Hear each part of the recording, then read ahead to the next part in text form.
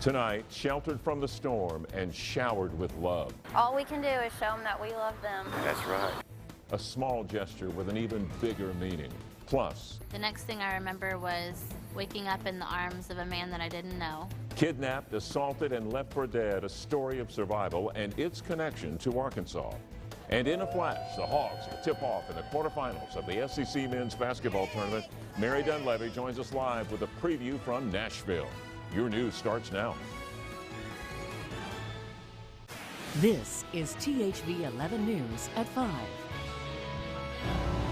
Good evening. It is seeing a need, finding a solution, and then making that happen. According to a 2016 government study, there are about 2,500 homeless in Arkansas. Well, that's right. And with the heart for the homeless, one 20-year-old from Little Rock felt a special calling, and THV11's Erica Ferrando is here with details on this. So clearly we have an umbrella, and so far there have been 180 of these that have been made. And I'm going to open it up for you guys.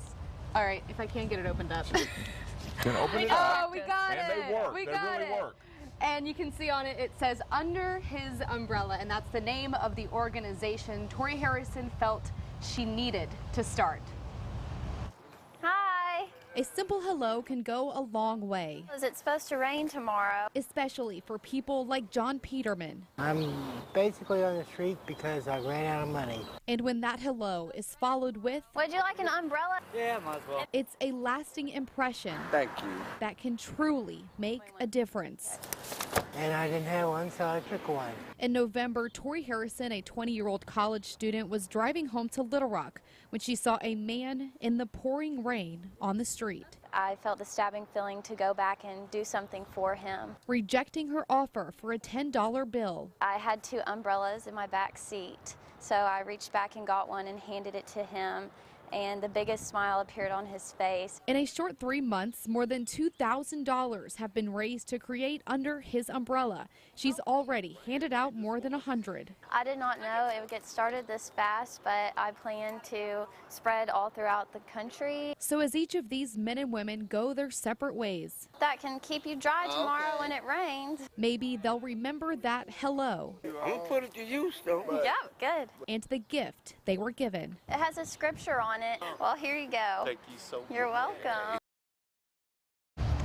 And she is almost out of her first order of umbrellas, but of course has no plans to stop. There are many ways to get involved. Visit our website for details. All right, such great information. And do we need those umbrellas this weekend? Our chief meteorologist, Ed Buckner, is At the telling us Kroger. a little bit Off about JFK. that. And he's, out programming weather radios. Hey guys, didn't quite hear what you said, but we are at the JFK Kroger location in North Little Rock for our 3rd Radio Weather Expo. This has been a huge success. About 250, 270 radios sold and programmed. We will be here till 7 o'clock. Hope to see you. We've had a strong severe weather season. It's been pretty active. We do expect more. We're in one of those kind of patterns. So come on out. We'll be here till 7. Make sure those weather radios are programmed. We've got folks back here who know all the old radios, things that may be 10 years old. They can still program those radios and make sure you're safe this severe weather season. So we'll be here till 7 and talk much more about what we're doing coming up in just a few minutes. But right now, we're going to go to Marielle, who has all those weather details. And I'm so glad Marielle has stuck with this job tonight. Oh, and it's a tricky forecast for this weekend just because we had really windy conditions today, and we have the possibility of some wintry mix, believe it or not, across areas of Arkansas. But let's go ahead and take a look at the winds. They've certainly settled down here within the past couple of hours, but still out of the northeast, anywhere between 10 to 15 miles per hour, gusting close to 20 at times. So a very windy day it's been. Right now, a temperature of 55 degrees in Little Rock, 63 in Hot Springs, about 61 in Russellville. But with that wind, boy, it sure does feel a little bit cooler, and we'll talk about wind chills a little bit later on in the show. But first, I want to take you on this trip. This is how it cools down overnight, and this is around 7 in the morning for Saturday. Temperatures dipping into the mid-30s for some areas. That's not the coldest it's going to get this weekend. We're talking about the possibility for some rain and some snow for Saturday, and then some sunny conditions as we head into your Sunday. But hey, the Hawks, let's go ahead and check in with Mary to see what's going on. Hi from the floor of Bridgestone Arena here at the SEC tournament. We've got Vanderbilt warming up behind me for their big game against Florida, but we're not worried about them yet. Arkansas has to get past 6-seeded Ole Miss tonight. They're going to tip off around 8 o'clock, and we're going to have coverage for you here on THV11 throughout the next couple of days as we follow them here at the SEC tournament. But first, we got to hang out with Hog fans today, see how they're feeling about the Hogs' chances against Ole Miss, and they're feeling pretty optimistic. We're going to hear from those guys coming up a little later in the show. Back to you. The Arkansas Department of Health held a public comment meeting today over medical marijuana rules, and THV11's Caitlin Gardenhire was there. She brings us details now. Caitlin. At today's meeting, there were a lot of questions. Some like, why did the department refer to medical marijuana dosages as servings, and is there a limit of how much THC is allowed in a product? A few people said they would like an online application like Colorado to make it easier on patients and doctors applying. But one of the bigger topics discussed today, people say they're scared that the application fee to pick up medical marijuana, which is $50, is too expensive, and they feel black market sales will continue. People have commented, you're creating a situation where it's going to, the black market isn't going to end. Medical marijuana isn't going to get better, and I'm hoping that less regulations and the commission will work with people, and that we won't have to pass another bill in Arkansas to have a cottage industry. So another concerning topic, testing for pesticides. One person said testing for pesticides in every plant is too expensive. That person suggested testing every 10 pounds. The Department of Health says they appreciate the public's comments and concerns, but their rules are pretty set in stone. I'll have more coming up tonight at 10. Caitlin, thank you. A candlelight vigil is set tonight for the victim in the shooting at 32nd Street and John Barrow. 19-year-old DeAndre Rhodes found shot on the sidewalk Monday. He died Wednesday at the hospital from his injuries. No information, though, on what happened or who may be responsible for the shooting. Arkansas Stop the Violence is holding tonight's vigil. It starts at 6 at 32nd and Barrow. Today, Hot Springs Mayor Ruth Carney submitted her letter of resignation, effective immediately. Mayor Carney has served as mayor since January of 2011. Her current term expires December 31st of 2018. The city's board of directors will elect someone to fill that vacancy and serve for the unexpired term. And until then, District 3's director and assistant mayor, Becca Clark, will preside over the board meetings. Arkansas is the only state that does not require minimum standards for rental properties. One bill before state lawmakers would change that. Another puts more responsibilities on landlords. THV11's Jamal Goss joins us to explain them both. Craig, House Bill 1166 would require landlords to provide three things: a functioning roof, heating and air, and water and sewage. But a counter bill known as House Bill 2135 takes things a step further. It is the only state that laws are made to favor landlords only. Amico Anuquelo believes more protection is needed for tenants. This after renting a home where he faced problems with mold and a leaky ceiling, an issue that landlords throughout Arkansas aren't required to fix right now. One might be thinking, oh, if he's in that condition, why not go to another place? It is not as easy said than done because it costs money, it costs time. He agrees with House Bill 1166, calling it a step in the right direction, but it limits the responsibility of a landlord. The biggest concern with House Bill 1166 is that it takes away the common law protections that exist for a tenant, allowing them to move from an unlivable property more quickly. Amy Pritchard, clinic professor at UA Little Rock, says it provides the minimum standards for landlords. There should be a living standard. A house should be in a living standard for you to introduce it to somebody. Coming up at 6, more details on the bill and about the conversation I'd had with the president of Arkansas's Landlord Association. Jamal, good to know. Thank you. Sunny this afternoon, but rain could be on the way this weekend. Meteorologist Mario Ruiz is in for Ed. She has details on the forecast. Plus, kidnapped, assaulted, and left for dead, a story of survival and its connection to Arkansas. This story coming up in about 10 minutes. Luckily, no severe weather here in the next couple of days, but we have been seeing it the past few weeks at Ed, helping out people in North Little Rock, programming some radios. What's up, Ed?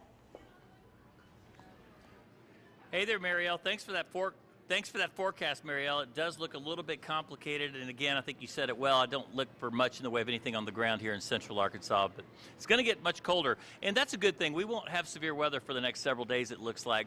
But that said, we're in one of these very active patterns. Today, we are in North Little Rock at the JFK Kroger location in Indian Hills. We've sold close to 300, Midland and Kroger has sold close to 300 radios. That's close to a record. And next week, from noon to 5, we will be in Hot Springs. If you're interested, that's where we'll be next week. I want to talk to Ashley right now, Ashley Kirby with Kroger. You've been here all day, as well as other folks here. And thank you, first of all, for all your hard work. And you're not the only one. Lots of Kroger people back here helping you out. How's it been going? Did you know how to program one of these beforehand? I did. So you've done this before? Yes. 3 years ago when we did this was my first. And it's been a great event for us, great for the community, great for Kroger, programming old radios, programming new radios, and this is something that Kroger does all the time. We sell them and program. So what Ashley's saying is if you can't make it out tonight, you can still come to Kroger and get a weather radio. Thank you again for your help and your support. I want to thank the Weather Service, Shelter Solutions, Department of Emergency Management. We're going to talk much more about it coming up at 6 o'clock. Right now, we're going to break. We'll be back after this. An 8-year-old from Texas kidnapped from her own bed, sexually assaulted, throat cut by an unknown man from Arkansas, and left to die in a field. It's a story of survival and how for 19 years Jennifer Schuett searched for answers. And now for the first time she shares her terrifying tale. For most of her life, Jennifer Schuett has lived with the searing memory of the night she was 8 years old and was snatched from her own bed. The next thing I remember was waking up in the arms of a man that I didn't know. He was running with me, carrying me down the sidewalk. The man drove her to a dead-end road not far from her home in Dickinson, Texas. And then he held a knife to my throat and said, "Am I scaring you, little girl? Am I scaring you?" And then he choked me as hard as he could. I blacked out for a while. I woke up to him dragging me by my ankles, and he dropped my legs. I realized I couldn't scream, and I couldn't figure out why. I had just enough strength to throw my right hand on top of my neck, and that's when I felt this gaping wound. Her throat had been cut, and she was sexually assaulted. I was just left to die in a field. The next day, children playing in that field found Jennifer. She was airlifted to a hospital and rushed into surgery. She was the bravest little girl I'd ever met. Sharon McBride was Jennifer's nurse. Unable to speak, Jennifer began scribbling notes to help police find her attacker. I remember writing down that there were beer cans in the car and the brand of cigarettes that he had, everything that I thought would help in finding him. She wrote, he said his name was Dennis. Jennifer worked with a forensic artist, and they created this sketch. But despite her painstaking efforts, the case grew cold. The years passed, but Jennifer's determination never wavered. Every day growing up, I was on a hunt looking for a suspect. 18 years after the attack, Detective Tim Cromie and FBI agent Richard Renison teamed up to work on the case. They sent clothing recovered near the crime scene for DNA testing, hoping new technology would make a difference. It did. My phone rings, and it's the DNA lab. We got a hit. The DNA matched a convicted kidnapper named Dennis Earl Bradford. Dennis, just as Jennifer had written. It was monumental. And when they found Dennis Earl Bradford's driver's license photo, it was another perfect match. It was the most surreal moment of my life. Wow, 48 hours with its new series, Live to Tell. Hear more on Jennifer's story, Afraid of the Dark, tomorrow night right here on THV11 at 9. We'll be right back. Hey everybody, our third Weather Expo has been quite the success. We've sold close to 300 weather radios. Lots of folks here from Kroger, Department of Emergency Management, National Weather Service, Shelter Solutions, Midland NOAA Weather Radios. Again, a big success. We've kept a lot of people safe. here at the JFK Kroger. We'll be here till 7 o'clock tonight. Come on out and see us if you need help with that weather radio. Right now, back to you guys in the studio. Hey, you know, spring soccer is here. Little Rock Rangers taking on the UCA Bears in a preseason match tonight. The Rangers are part of the NPSL Heartland Conference this year. And they were previously in the South Central Conference, but since it grew so fast, South Central has been split into two separate conferences, the Lone Star and the Heartland. And this is the first year the Rangers will have a women's team. The first game is May 25th. Very excited about that. Yeah, definitely not soccer weather for tomorrow. I know some kiddos have some games and what's going to be rainy. It's going to be cold, a high of 45. I'll have much more on weather coming up tonight at 6. All right, we'll see you then. The CBS Evening News is next. Good night. Thanks for watching THV11 News. Stay connected to the THV Information Center 24/7 on your mobile device and with the THV11 app for your iPad.